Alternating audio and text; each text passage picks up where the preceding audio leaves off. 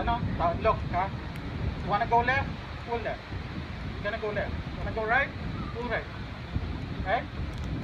The rule na renda is you're sending signals sa kabayo on what to do. If you wanna stop, stop. O, titigil siya. Pero kailangan mo luwagan ka agad kasi ito matalas. Stop ka dyan. Okay? If you wanna go forward, paklan accelerator. Loose lang. Luwagan lang to, then konting kick sa gilid mo yung heel ng paa. And you make the TSK sound. Okay? No? Left, right, stop, konti lang, then luwag. Huwag yung bigla. Okay? Ito, just in case, ano? Just in case na itakbo kayo, hindi man mangyari. At least marunong nang gagawin nyo. Ang kabayo kasi, it only is straight. Pag mabilis sa stop, kaliwa mo lang. Pag na-disorient siya sa kanya nakikita, titigil yun. Okay? Kung kaya nyo takpan yung mata, better. Eh, tao din naman, takpan mo mata, titigil sa pagtakpan. Okay?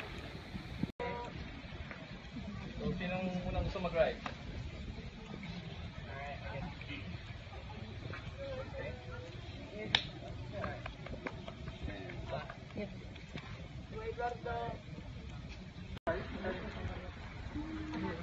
Gusto mo? Nakabase din naman sa sukat para hindi awkward yung paa. Awkward yung paa.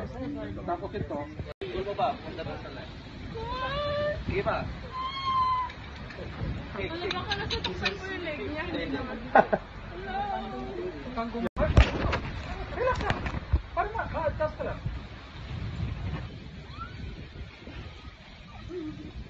And to balance sa likod ng kabayo.